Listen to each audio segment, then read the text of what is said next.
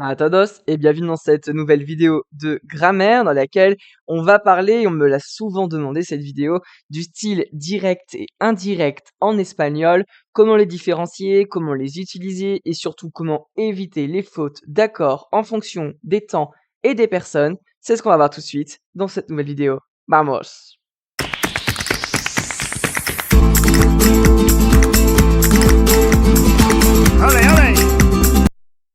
Alors effectivement, le style direct et le style indirect, qu'on peut aussi appeler discours direct ou discours indirect, reste bien une petite problématique, notamment lorsqu'on est au lycée ou en toute fin de collège ou notamment en spé espagnol.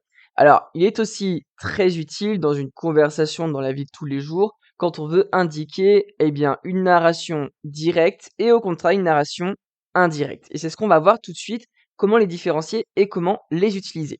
Alors, on va commencer par le style direct. Alors, honnêtement, c'est le plus simple.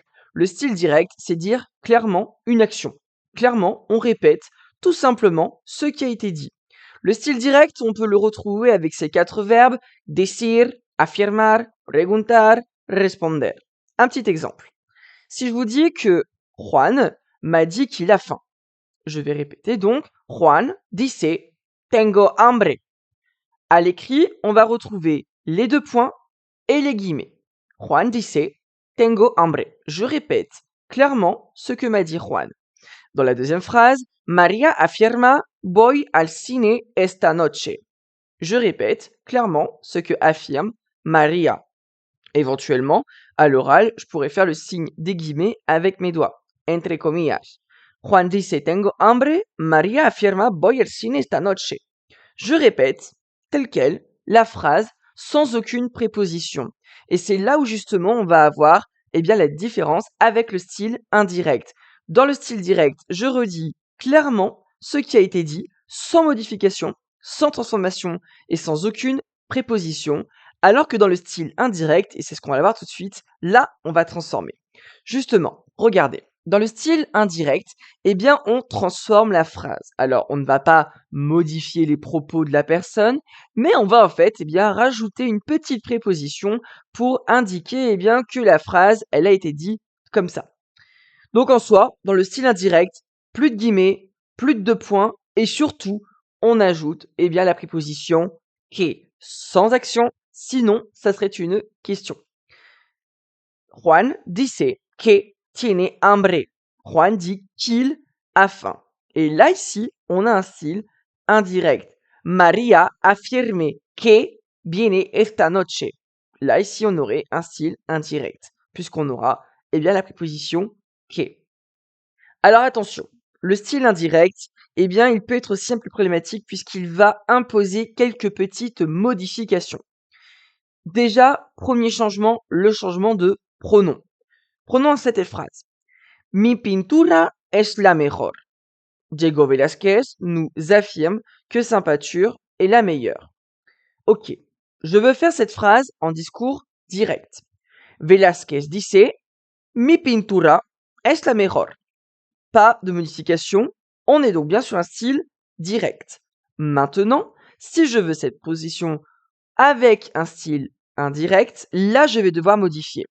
Je ne dis pas que Velázquez dit en me mettant entre guillemets à la place de Velázquez, mais je vais bien prendre du recul par rapport à Velázquez et en disant tout simplement que Velázquez a dit que sa peinture est la meilleure. Et à ce moment-là, je vais devoir modifier le pronom. Velázquez dice que su pintura es la mejor. Je dis su, puisque si j'aurais dit Velázquez dice que mi pintura es la mejor, là on comprendra que Velázquez a dit que ma peinture à moi était la meilleure. Or, attention, je dis bien que Velázquez indique que sa peinture est la meilleure. Donc je dois obligatoirement changer le pronom sa peinture pour éviter de penser que c'est la mienne, ma peinture. Et dans cette phrase-là, on est bien dans un style indirect. Donc en soi, si dans un style direct, j'ai le pronom yo, je le mettrai à elle et ya. Et si j'ai, par exemple, le pronom possessif mi, là, je vais devoir, dans le style indirect, le remplacer par su. Sinon, on comprendra que c'est la mienne. Ce serait, par exemple, ma peinture. Donc, bien faire attention. Deuxième changement au niveau du style indirect, eh bien, c'est le changement de temps. Effectivement, si dans ma proposition directe, eh bien, la personne me parle au présent et que je raconte cette anecdote quelques jours plus tard, je vais devoir adapter mon discours et donc le mettre en un imparfait l'indicatif. Exemple, si dans le style indirect, la personne parle au présent, alors je devrais indiquer de l'imparfait dans mon style indirect. Si au contraire, j'ai un style au futur pour le mode indirect, eh bien là, je vais devoir indiquer cette phrase au conditionnel pour respecter l'adéquation des temps. Quelques exemples. Tengo hambre dans le style direct. Je veux cette phrase dans le style indirect.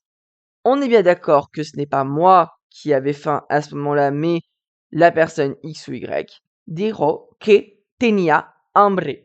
J'adapte mon discours.